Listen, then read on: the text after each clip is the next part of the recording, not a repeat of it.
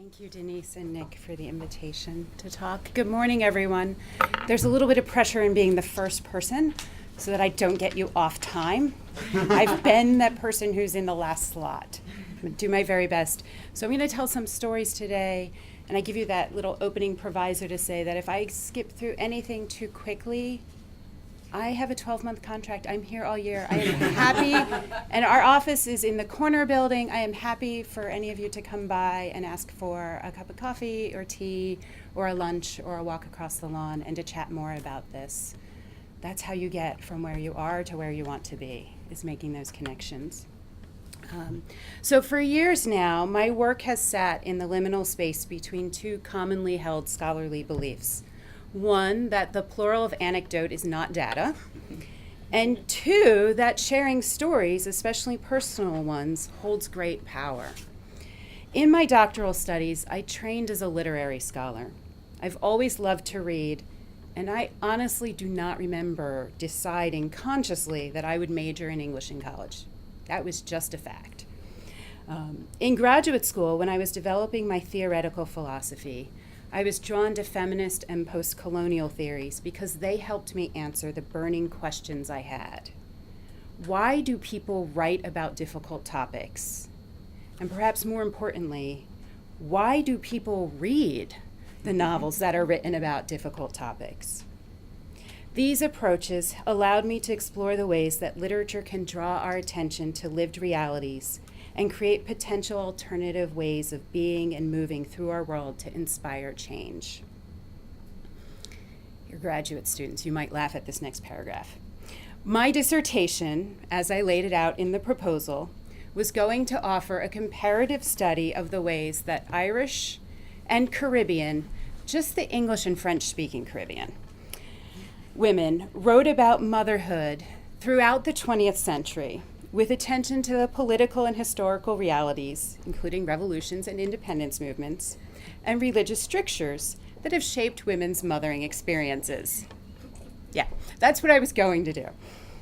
I never would have finished. In the course of writing chapter 4, and it was not linear writing, so I jumped around. In writing chapter 4, which looked at the 1990s, I realized I had an entire dissertation in that single chapter. And either wisely or foolishly, depends on the moment, decided to refocus my work. It was just the 90s by the end. So ultimately, my dissertation looked at 3 pairs of novels, one Irish and one Caribbean in each pairing, and grappled with their representations of abortion. As a collective whole, the novels seemed to be suggesting that one approach women in patriarchal post-colonial cultures take in response to highly political charged exhortations of the way a good mother mothers is to choose to mother by refusing to bring their children into the world. It wasn't until after I graduated that I finally discovered the field of motherhood studies. So you're not done learning when you graduate. And an organization housed in Toronto dedicated to research on mothers and mothering practices. It's called Mercy, the Motherhood Initiative for Research and Community Involvement. Finding my people was transformative for my scholarship, not the least through seeing a diverse group of scholars taking mothering practices seriously and investigating them through multidisciplinary lenses. A much richer, deeper theoretical framework provided me the tools to take the raw material of my dissertation and shape it into my first book. In those revising years, I explored the ways that structural violence, that is, violence rooted in inequalities of power and authority, inhibit and damage women's mothering practices. Now, why isn't it going forward? Oh, there we go. Adrienne Rich's formulation of mothering as a practice, freely undertaken and mutually fulfilling, which she contrasts to motherhood as an institution shaped and policed by patriarchal norms, is foundational to my work. Sarah Rudick's insistence that becoming a mother is an active choice available to anyone who chooses to commit to fulfilling a child's needs for preservation, growth, and social training opened my eyes to the possibilities for flourishing. There we go. When you commit yourself to the practice of holistic research and trust the process, you open yourself to insights and lessons from everyone around you. When I reflect back on the experience of writing the book, the most significant change came from a question posed during one of my initial job interviews. I was discussing my dissertation, and one of the committee members asked me a question that at the time felt tangential. You know, one of those questions that pretends to be asking you about your work, but is really the chance for them to talk about their own work. He asked where lesbian women fit into my study. I don't know that I gave a good answer because my initial response was focused on the ways that what he was asking seemed to be, why didn't you write the dissertation I would have written? This at least is how I heard it, and continued to hear it for a while when I would chew on his question from time to time. I would think about how I was dealing with literary texts. So if there wasn't a novel looking at a lesbian mother rejecting motherhood through abortion, I couldn't include the non-existent novel in my study. Right? I did a few mental gymnastics to try and focus solely on maternal status, divorced from sexuality. That was a completely impossible task. But the impulse in it was a holdover from the dissertation stage when the advice was always narrow further, right? Never be more expansive. Finally, in thinking about some of my newer work, I let go of the answering mindset to allow myself to move into the questioning mindset. And one day, I realized exactly where lesbian mothers fit into the conversations I was tracing through contemporary Irish and Caribbean novels, and therefore where they fit in my book. I was like, ah. So now I thank him for the question, and I don't remember his name. I share this anecdote I didn't get the job. I share this anecdote as a reminder to never underestimate the power and importance of some random question.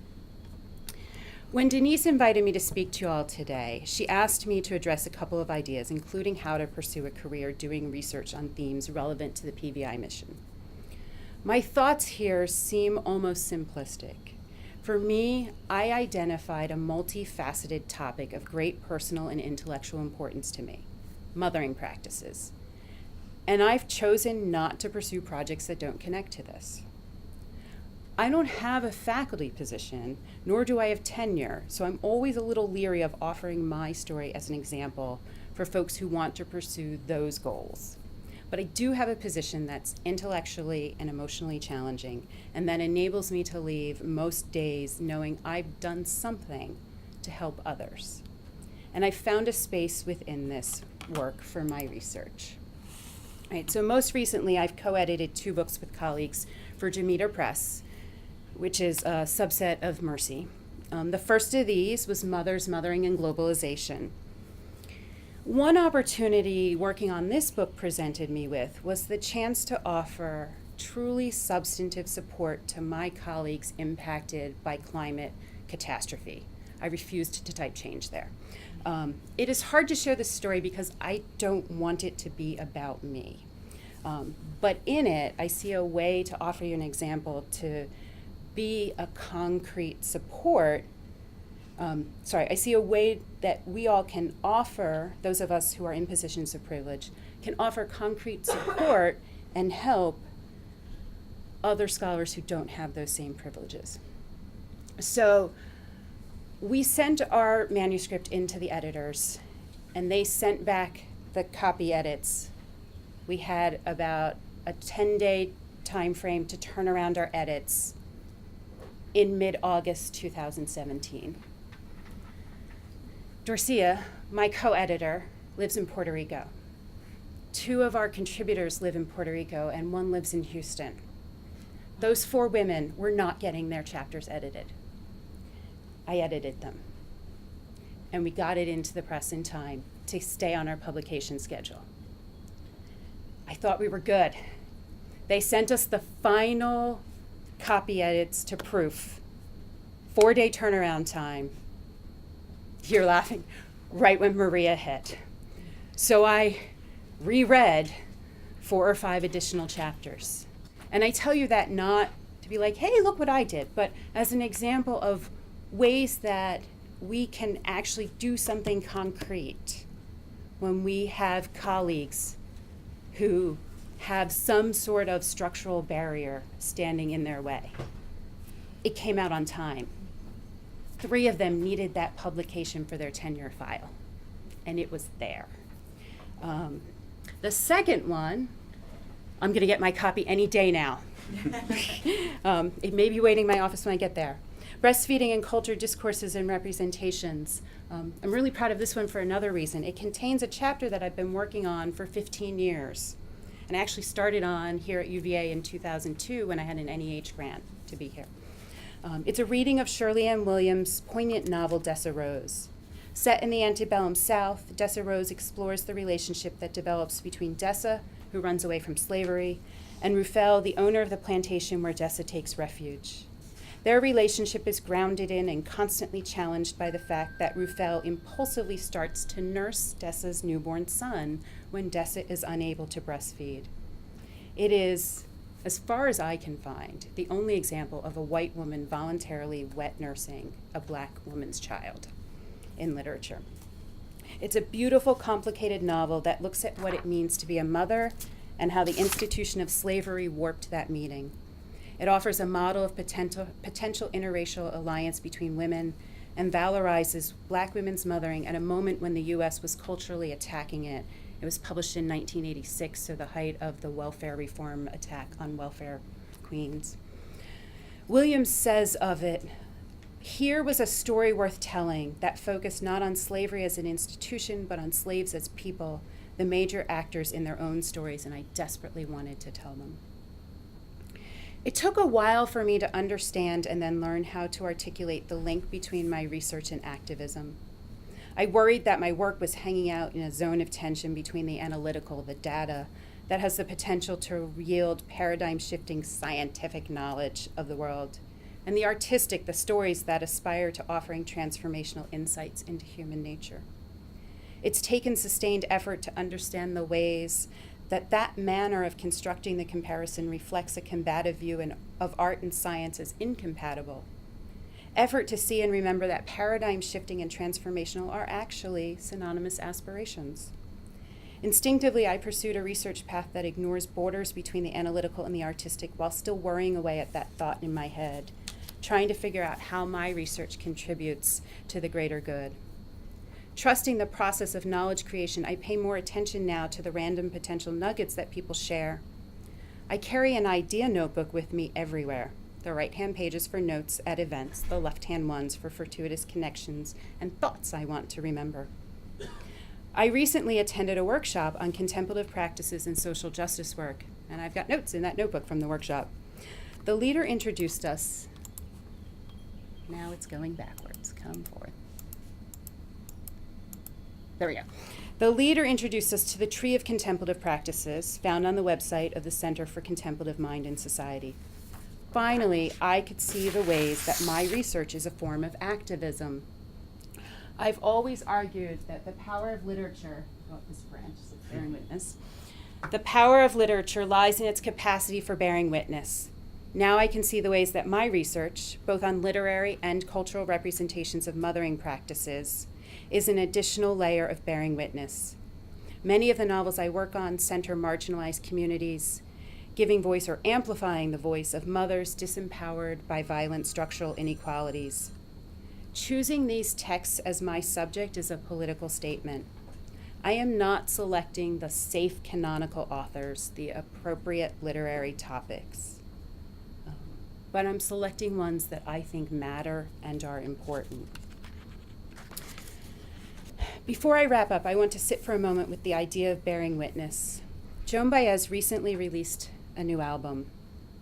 One of the songs on it, entitled "The President Sang Amazing Grace," reflects upon the shooting in the Emmanuel African Methodist Episcopal Church in Charleston.